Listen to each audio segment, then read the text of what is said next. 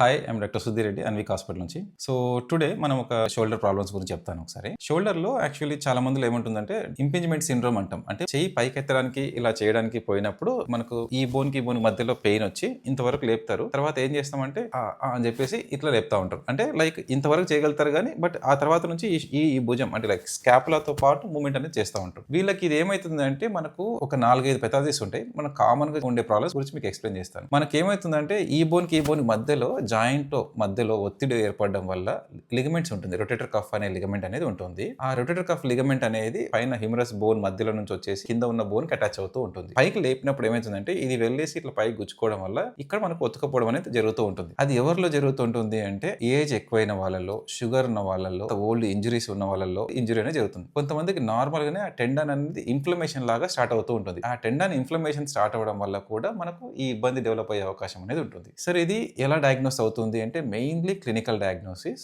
తర్వాత x ray, radiological diagnosis లో కూడా చాలా వరకు తెలిసిపోతుంది. ఎక్స్రేలో ఏం తెలుస్తుంది అంటే అక్రిమియన్, ఆ పైన ఉండే బోన్ అనేది కొంతమందికి నార్మల్ షేప్ లో ఉండకుండా కొంతమందికి కింద టైప్ 2 అక్రిమియన్, టైప్ 3 అక్రిమియన్ ఇట్లా కొన్ని ఉంటాయి. బేసికల్ అంటే షేప్ అనేది చేంజ్ అవ్వడం వల్ల ఈ బోన్ మధ్యలో ఉండే గ్యాప్ అనేది తగ్గి ఈ నరంని కంప్రెస్ చేస్తూ ఉంటుంది. ఈ కంప్రెస్ అవ్వడం వల్ల మనకి ఇట్లా చేయి పైకి ఎత్తినప్పుడు ఇక్కడ ఈ లిగమెంట్ అనేది ఈ బోన్ మీద ఉతకపోయి మనకు పెయిన్ అనేది వస్తూ ఉంటుంది. సో వీళ్ళకి ఏమైతుందంటే మూమెంట్స్ రెస్ట్రిక్షన్, అంటే మనకి ఇంతవరకు లేపుతారు కానీ ఆ ఓవర్ హెడ్ అబ్డక్షన్, అంటే ఎప్పటికైనా సరే ఇంతవరకే లేస్తుంది, ఇంతకైనా పైకి లేవట్లేదు అన్న వాళ్ళకు సమ్ ప్రోటోకాల్స్. మెయిన్ గా వీళ్ళలో ఏంటి అంటే ఫస్ట్ మెడికేషన్ ఇచ్చి తర్వాత ఎక్సర్సైజ్ చేయమంటారు. ఫిజియోథెరపీ అనేది చాలా ఇంపార్టెంట్. యాక్చువల్లీ ఎక్సర్సైజ్ తో చాలా మందికి మూవ్మెంట్స్ అవన్నీ కూడా కంప్లీట్ గా ఫ్రీగా వచ్చేస్తుంది. ఎక్సర్సైజ్ తో కాని వాళ్ళకు కొన్ని ఇంజెక్షన్స్ అని చెప్పేసి, షోల్డర్ ఆర్థ్రోస్కోపీ సర్జరీస్ అని చెప్పేసి ఇట్లా కొన్ని ఉంటాయి. ఫిజియోథెరపీతో చాలా వరకు ఇంప్రూవ్మెంట్ అనేది వస్తుంది. సో ఒకవేళ ఫిజియోథెరపీ ఎక్సర్సైజ్ చేసిన తర్వాత, మెడిసిన్స్ వాడి చేసిన తర్వాత కూడా కాకపోతే అప్పుడు మేము ఏం చేస్తామంటే రేడియోలాజికల్ పారామీటర్స్, ఎంఆర్ఐ అనేది కూడా చెక్ చేసుకుంటాం. ఎంఆర్ఐ స్కాన్ లో నరం అనేది ఎంత ఒత్తిడి అనేది లోన్ అవుతుంది అని చూసుకున్న తర్వాత దానికి మనము ఎంత కంప్రెషన్ ఉంది, దానికి ఫిజియోథెరపీ అవసరం పడుతుందా, ఒకవేళ జాయింట్ లోపలికి ఏమైనా ఇంజెక్షన్స్ ఇస్తే ఇంప్రూవ్మెంట్ వస్తుందా, లేకపోతే ఆర్థ్రోస్కోపీ సర్జరీతో ఏమైనా ఇంప్రూవ్మెంట్ వస్తుందా అనేది మనం చెక్ చేసుకుంటాం. ఆర్థ్రోస్కోపీ అంటే ఏం చేస్తామంటే it's keyhole surgery. Camera లోపలికి పంపించేసి ఆ నరం ఏదైతే కంప్రెస్ అవుతుందో